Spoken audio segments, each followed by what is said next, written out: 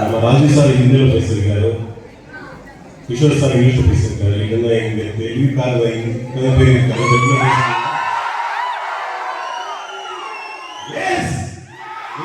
తెలుగులో మాట్లాడతారు.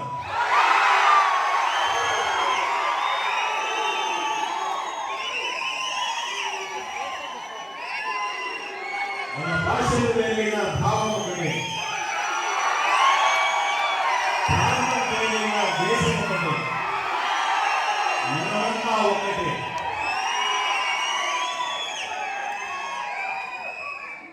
ముందుగా మీ అందరికీ కంగ్రాచులేషన్స్. మోహన్ రాజు గారికి స్పెషల్ కంగ్రాచులేషన్స్.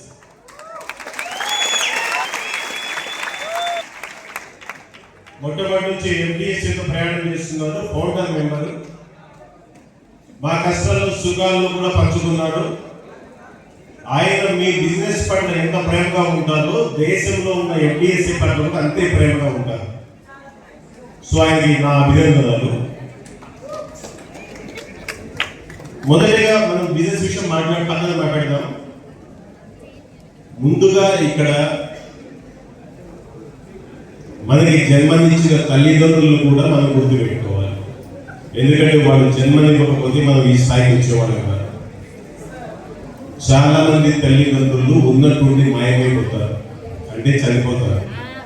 చనిపోయిన తర్వాత ఫోటోకు దండేసి ఏడ్చేదానికన్నా కూడా బ్రతుకున్నప్పుడే వారిని గౌరవించి వారిని సంతోషపెడతారు. అవునా కదా? మీరందరూ మీ తల్లిదండ్రులకి ఖచ్చితంగా గౌరవం ఇవ్వండి. మీరు చేసే పని జెన్యూన్ గా ఈ డైరెక్ట్ సెల్లింగ్ ద్వారా న్యాయబద్ధంగా సంపాదించి వాళ్ళని సంతోషపరచండి. వాళ్ళ మొహంలో చిరునవ్వు ఎప్పుడు జరగకుండా చూడండి. ఆ విధంగా చేస్తారా?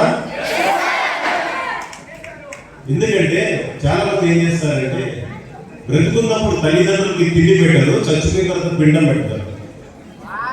అది ఉపయోగం లేదు. మనం బ్రతుకున్నప్పుడే తల్లిదండ్రులను గౌరవించాలి, మనకి చదువు నేర్పించిన గురువులను గౌరవించాలి, అందరితో సౌమ్యంగా ఉండాలి, సౌమ్యంగా మాట్లాడాలి. ఇది మామూలుగా బిజినెస్ కోసమే కాదు, జీవితానికి కూడా ఉపయోగపడుతుంది చెప్తున్నాను.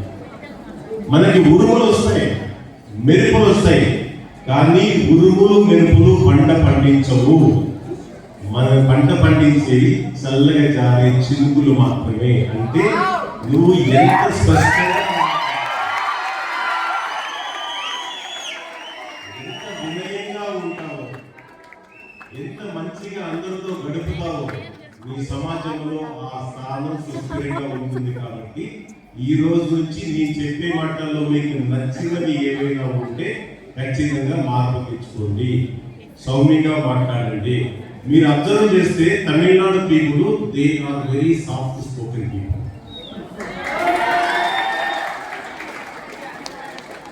ఎంత డబ్బున్నా ఎగిరెగిరి పడరు, వినయంగా ఉంటారు. కోట్ల రూపాయలు ఉన్నా కూడా ఒక సాధారణ వ్యక్తిలాగా మాట్లాడుతుంటారు. కారణం ఏంటంటే ఆ వినమ్రతతోని, ఆ వినయంతోని వాళ్ళు పైకి వచ్చారు. అది కూడా మనం తెలుసుకొని మనం పాటిస్తే బాగుంటుందని నా సవినయంగా విన్నపం.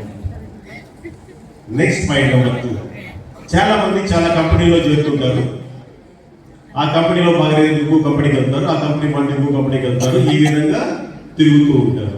ఒక చిన్న కథ చెప్తారు. ఒక రూమ్లో కుందేళ్ళు 10-15 కుందేళ్ళు ఉన్నాయి. ఒక వ్యక్తిని రూములో వేసి కుందేళ్ళు పట్టుకోమన్నారు.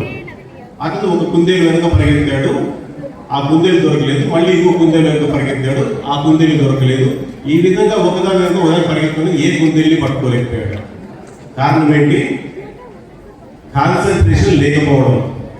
సో నువ్వు ఒక కుందేల్ని పట్టు, దాని వెనుక పరిగెత్తు, అది అనిచెప్పే నీకు దొరుకుతుంది. అలాగే ఒక కంపెనీలో ఉన్నప్పుడు ఒక కంపెనీని నమ్ముకో, పని చెయ్యి, నీకు కావాల్సిన సక్సెస్ వస్తుంది.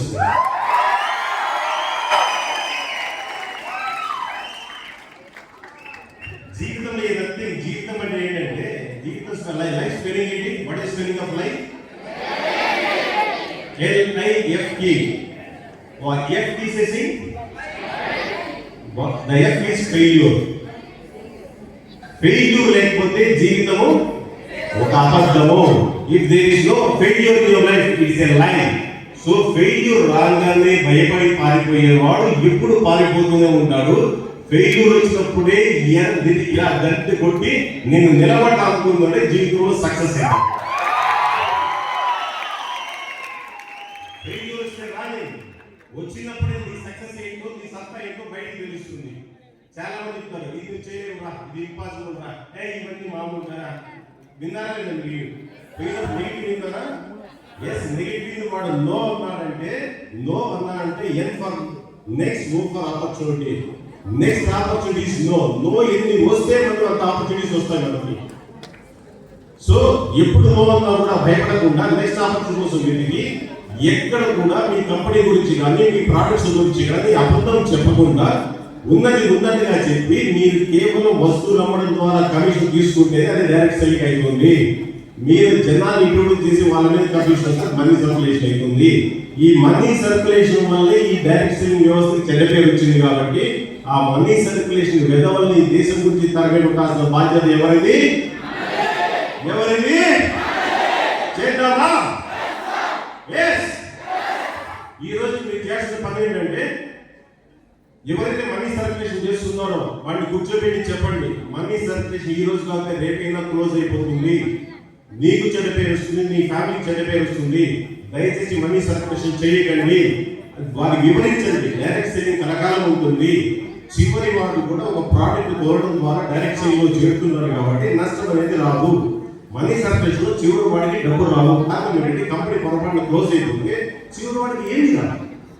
కానీ డైరెక్ట్ సెల్లింగ్ కంపెనీలో చివర అనేది ముందు లేదు.